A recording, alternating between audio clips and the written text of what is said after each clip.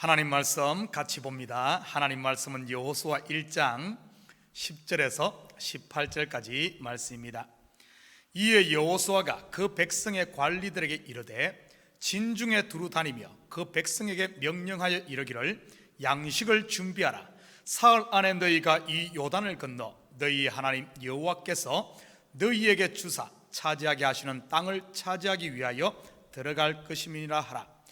여호수아가 또 르우벤 지파와 갓 지파와 므낫세 반 지파에게 말하여 이르되 여호와의 종 모세가 너희에게 명령하여 이르기를 너희의 하나님 여호와께서 너희에게 안식을 주시며 이 땅을 너희에게 주시리라 하였나니 너희는 그 말을 기억하라. 너희의 처자와 가축은 너희에게 준 요단 이쪽 땅에 머무르려니와 너희 모든 용사들은 무장하고 너희의 형제보다 앞서 건너가서 그들을 돕되 여호와께서 너희를 안식하게 하신 것 같이 너희의 형제도 안식하며 그들도 너희 하나님 여호와께서 주시는 그 땅을 차지하기까지 하라. 그리고 너희는 너희 소유지 곧 여호와의 종 모세가 너희에게 준 요단 이쪽 해 돋는 곳으로 돌아와서 그것을 차지할지니라. 그들이 여호수아에게 대답하여 이르되 당신이 우리에게 명령하신 것은 우리가 다 행할 것이요 당신이 우리를 보내시는 곳에는 우리가 가리이다. 우리는 범사에 모세에게 순종한 것 같이 당신에게 순종하리니와 오직 당신의 하나님 여호와께서 모세와 함께 계시던 것 같이 당신과 함께 계시기를 원하나이다. 누구든지 당신의 명령을 거역하며 당신의 말씀을 순종하지 아니하는 자는 죽임을 당하리니 오직 강하고 담대하소서. 아멘. 좋은 아침입니다. 빈 그릇과 같은 여호수아의 마음에 임한 하나님의 말씀은 여호수아를 전혀 다른 사람으로 만들었습니다. 두려워 떨던 시종에서 군대 장관으로 마치 오순절 성령 충만을 받은 사도들처럼 말이지요. 성령을 받기 전 사도들은 어떠했습니까? 베드로는 입은 야무로도 뒷심이 약했지요. 그러니 그렇게 예수님 앞에서 큰 소리 쳐놓고 결국 3번씩이나 스승을 부인하는 졸장부가 되고 말았지요. 요한과 야고보 형제는 어떠했나요? 어머니의 치맛바람까지 동원해 자리를 탐하지 않았습니까? 그런 그들이 성령의 충만을 받자 졸장부가 대장부로, 그리고 야고보는 순교자로, 요한은 사랑의 사도로 거듭나지 않았습니까? 오늘 우리는 여호수아에게서 이 모습을 발견하게 됩니다. 말씀을 아멘으로 받고 순종할 때 그 말씀의 능력이 여호수아 속에서 역사하는 것을요. 10절과 11절 같이 봅니다.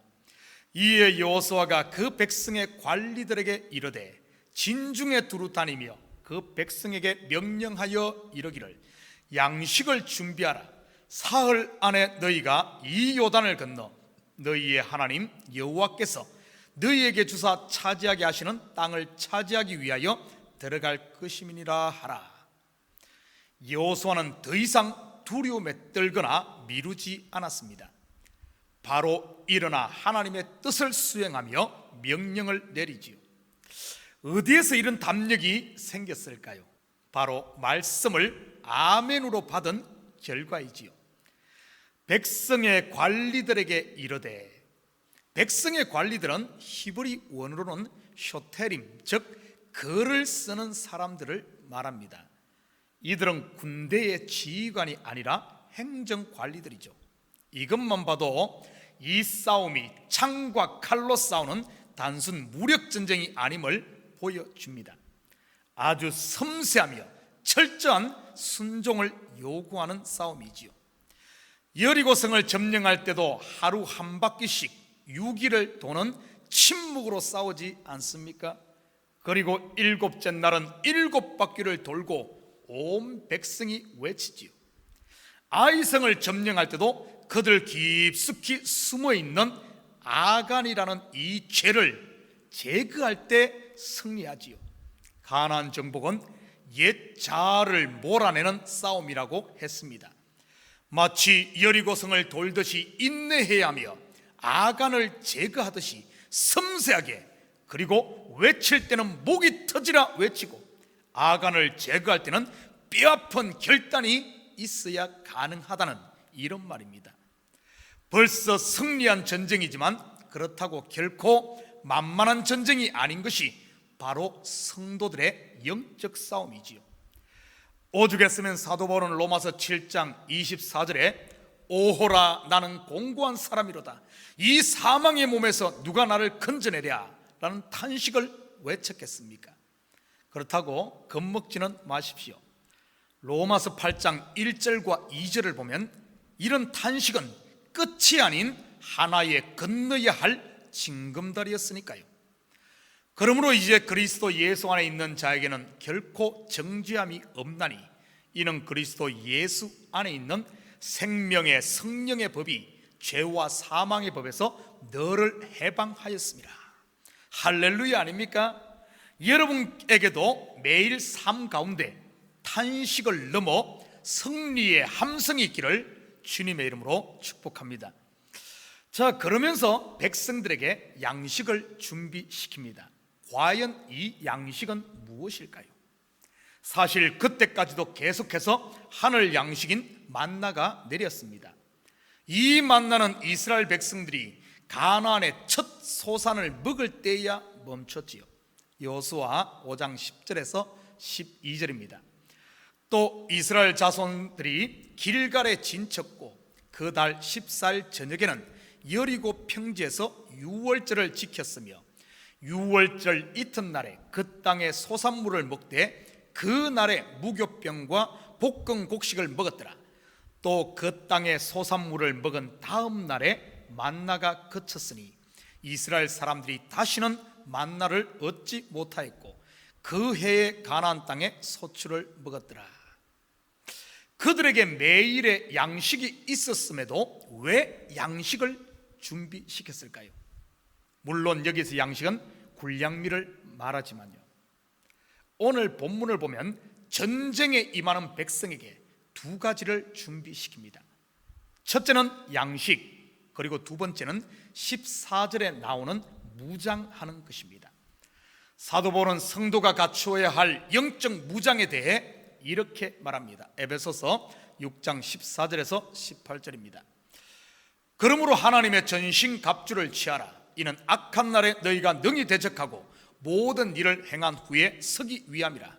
그런즉 서서 진리로 너희 허리띠를 띠고 의의 호심경을 붙이고 평안의 복음이 준비한 것으로 신을 신고 모든 것 위에 믿음의 방패를 가지고 이로써 능히 악한 자의 모든 불화살을 소멸하고 구원의 투구와 성령의 검 곧 하나님의 말씀을 가지라.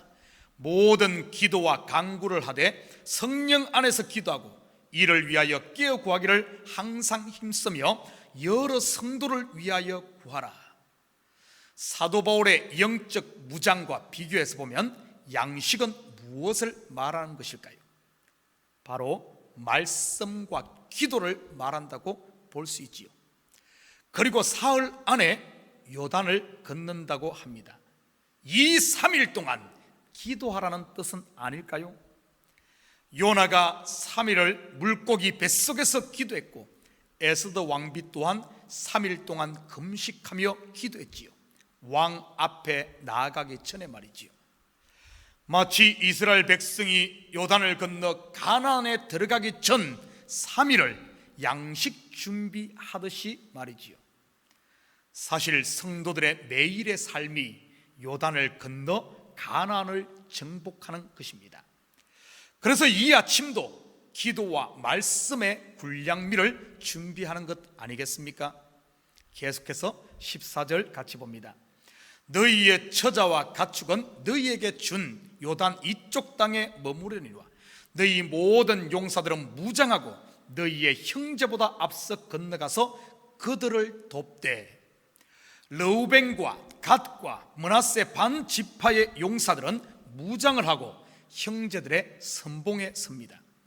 사실 전쟁에서 선봉에 서는 것은 가장 위험합니다. 그럼에도 이들이 선봉에 서겠다고 자원하지요. 이유가 무엇일까요? 얼핏 보면 이들이 다른 지파 사람보다 용감해서 그런 것처럼 보입니다. 그런데 단순히 용기만을 이야기하는 것 같지는 않습니다. 영적으로 보면 이 두 지파 반은 벌써 요단 동편에 기업을 분배받았습니다. 사실 이들은 땅을 분배받아 안식에 들어간 것이지요. 그러니 무엇이 두렵겠습니까? 벌써 이들에게는 하나님의 약속이 성취되었는데요, 이 속에는 구원의 비밀이 숨겨져 있습니다. 아직 가나안 땅을 정복하지 않았지만 벌써 정복하고 안식에 들어간 것 말이지요. 이것이 바로 영적 이스라엘 된 저와 여러분의 상태입니다. 분명 저와 여러분은 아직 이 땅에 발을 딛고 전쟁을 앞두고 있습니다. 그런데 우리는 벌써 그리스도 안에서 안식하며 쉼을 누리지요. 이것을 신학적인 용어로 already not yet이라고 합니다. already, 벌써 우리는 완전한 구원을 받은 하나님의 자녀요 그리스도의 신부입니다. not yet, 그러나 아직은 그것을 완전하게 다 누리고 있지는 못하지요. 그래서 이 땅에서의 나그네 길을 다 걸어가야만 하고 가나안을 정복해야만 하는 것이지요. 그런데 이 전쟁은 시작 전에 결과가 정해져 있다는 사실을 기억하십시오. 이 전쟁은 나의 전쟁이 아닌 하나님의 전쟁이니까요. 이들의 고백을 한번 보십시오. 16절입니다. 그들이 여호수아에게 대답하여 이르되 당신이 우리에게 명령하신 것은 우리가 다 행할 것이요 당신이 우리를 보내시는 곳에는 우리가 가리다.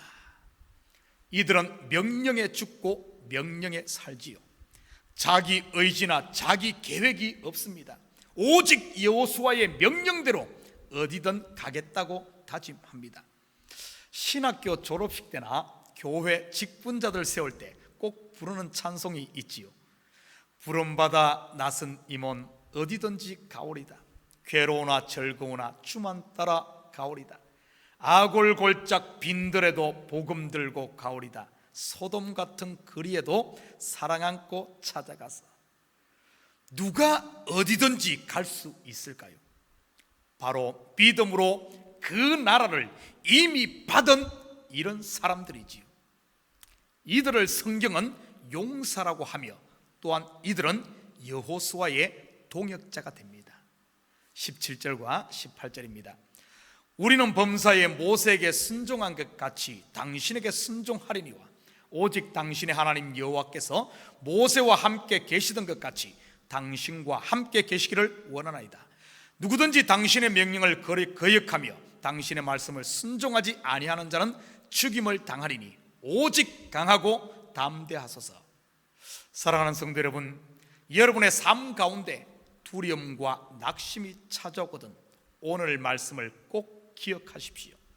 여러분은 벌써 예수와 함께 하나님의 기업을 상속받은 하나님의 아들이라는 사실을요, 죽어도 살고 살아도 사는 그리스도의 부활에 참여한 성도라는 사실을요, 오늘 하루도 이 확신 가지고 영적 전쟁의 선봉에서는 믿음의 용사로 사시기를 주님의 이름으로 축원드립니다. 우리 같이 기도합니다.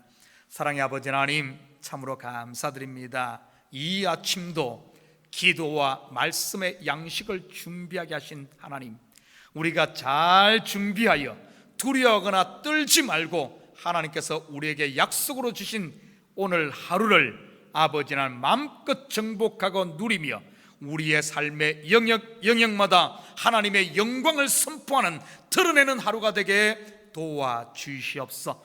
오늘도 아버지 하나님, 우리가 믿음 가지고 우리가 하나님의 자녀 되었음의 확신을 가지고 아버지 하나님 이 영적 전쟁에 뒷걸음질 치는 것이 아니라 아버지 하나님 선봉에 서서 용사로 살아가는 저희들 되게 도와주시옵소서. 감사드리며 예수님의 이름으로 기도드립니다. 아멘.